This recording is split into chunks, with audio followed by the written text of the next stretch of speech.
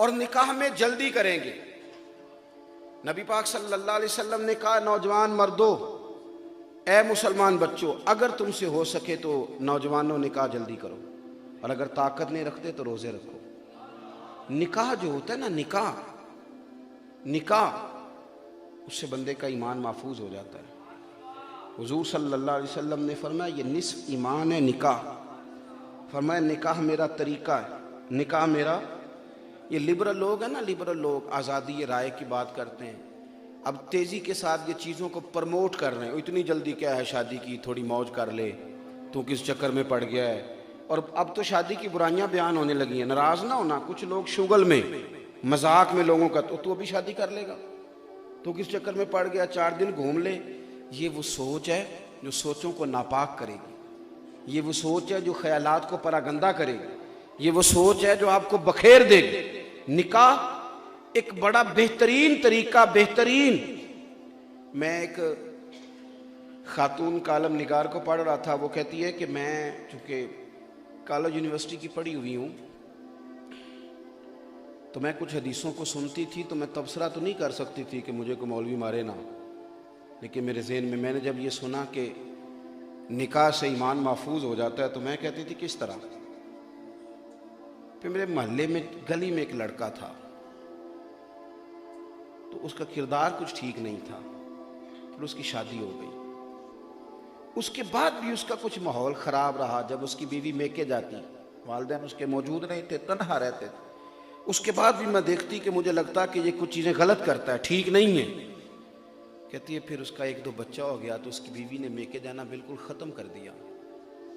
اب اس کا میکے جانا بالکل ختم ہوا ہے تو اس کے خاوند کا کردار بھی صاف ہو گیا.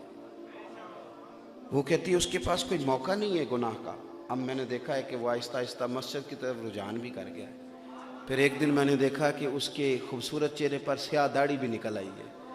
تو کہتی ہے اس خاتون کا مستقل اس کے گھر میں بیٹھ جانا میری سمجھ میں آ گیا ہے کہ میرے محبوب نے سچ کہا ہے، جس نے نکاح کر لیا اس نے ایمان محفوظ کر لیا، اس نے ایمان محفوظ کر لیا. آپ نکاح کی رغبت دیں گے اور کوشش کریں گے ماحول کے اندر شادیاں جلدی کی جائیں جس حد تک ہو سکے. حضور صلی اللہ علیہ وسلم نے ہمیں عجلت سے منع کیا. فرمایا کہ نماز جماعت کھڑی بھی ہو تو دوڑ کے نہ ہو، آرام سے چل کے آؤ. یہی حکم ہے نا جی، جماعت کھڑی بھی ہے تو دوڑ کے نہ ہو، اعتدال کے ساتھ آؤ.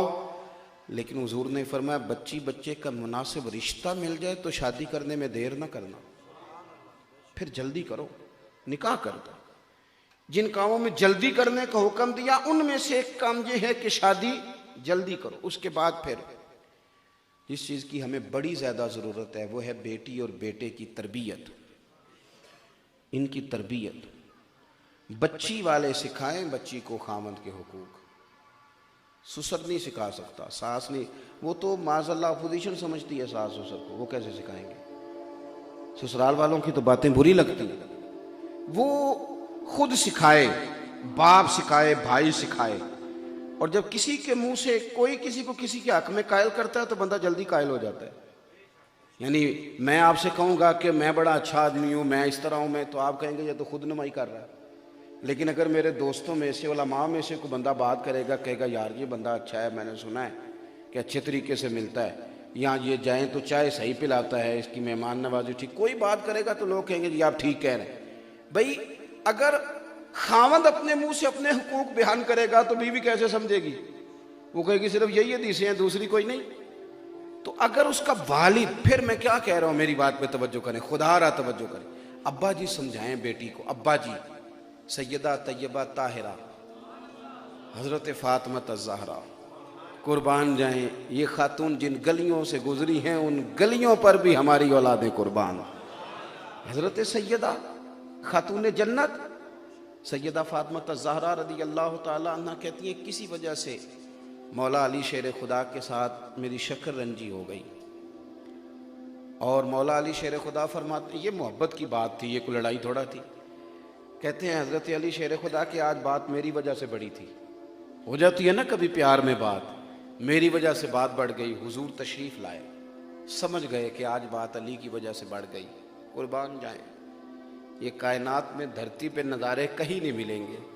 اہل بیت نبوت کا یہ خوبصورت آنگن، اس کی چاشنی، آپ ہم شعر پڑھ لیتے ہیں، آپ سن لیتے ہیں، کبھی اس کی گہرائی میں تو اترے نا. فاضل بریلوی کہتے ہیں یہ اس آنگن میں جو لوگ بستے تھے وہ نور والے تھے سارے.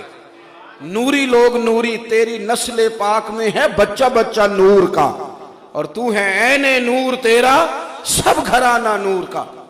نبی پاک صلی اللہ تعالی علیہ وسلم سمجھ گئے کہ آج بات، لیکن طبقات ابن سعد میں روایت موجود ہے، حضور نے سیدہ فاطمہ الزہرا سے بات کی، اس لیے کہ جتنی جلدی بیٹی باپ کی بات سمجھتی ہے، بھائی کی سمجھتی ہے، وہ جانتی ہے کہ یہ میرا بڑا ہمدرد ہے. حضور نے کہا فاطمہ علی تمہارے شوہر ہیں، ضروری نہیں جو تم کہو فوراً مانے، ذرا توجہ کی ضرورت ہے. مولا علی کہتے ہیں میں دور کھڑا سن رہا تھا، سمجھا حضور سیدہ کو رہے تھے، آنسو میرے نکل گئے، اور میں دوڑ کے آیا، ہاتھ چوم کے عرض کی محبوب فاطمہ سے کچھ نہ کہیں، آپ میری طرف توجہ کریں، نگاہ کرم کریں، میں انشاءاللہ آئندہ خیال کروں. آپ غور کریں گے ان چیزوں پہ، آپ اور بچے کو بھی تھوڑا میں آپ کو ایک بات عرض کروں، باقیوں کے ساتھ آپ کا وقت کبھی کبھار گزرتا ہے، دوستوں کے ساتھ، یاروں کے ساتھ. شادی کے بعد ماں باپ کے ساتھ بندے کی ملاقات محدود ہو جاتی ہے، گھنٹوں میں، 2 گھنٹوں میں، 4 گھنٹوں میں. اس کا مستقل وقت میاں بیوی کا گزرنا ہے. ہم صرف ایک بات کرتے ہیں خامند کے سامنے اس کے بیوی کے خلاف، زیادہ نہیں، ایک بات ہم کر کے آ گئے اور ہمیں نہیں پتا، ہم نے ایک چھوٹی سی بات کی، ہم سو گئے اپنے کمرے میں، ان کی زندگی بیچاروں کی ان کے لیے آگ بن گئی، وہ ساری رات لڑیں گے.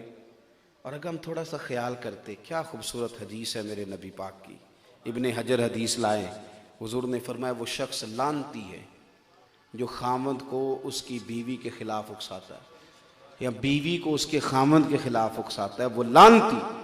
کبھی ان کے درمیان دراڑ ڈالنے کی کوشش نہ کریں، کبھی بھی دراڑ ڈالنے کی کوشش نہ کریں.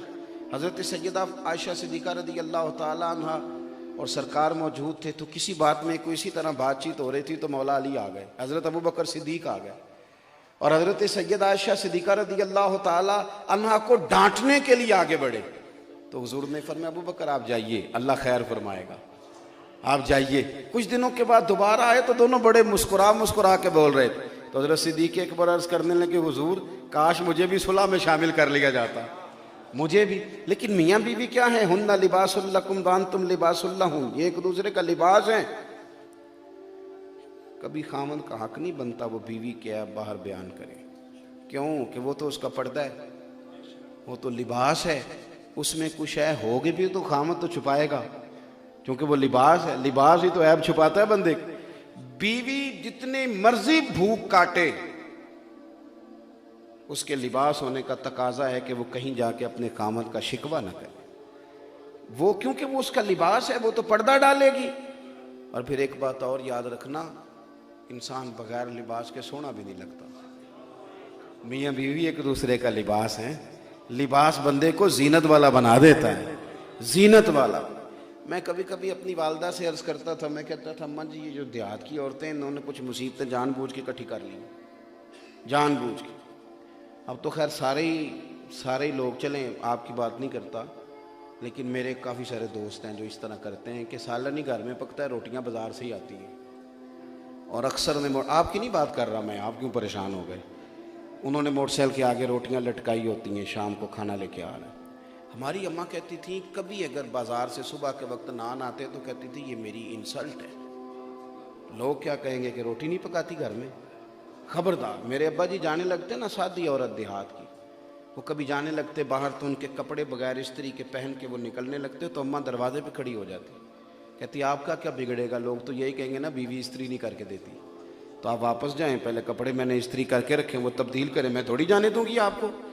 وہ آپ کبھی اپنے بزرگوں سے سیکھیں، آپ کے بزرگ آپ کے لیے یونیورسٹی ہیں، وہ آپ کے لیے بہت بڑا انسٹیٹیوٹ ہے، آپ ان سے سیکھیں، اپنے گھر کو بنا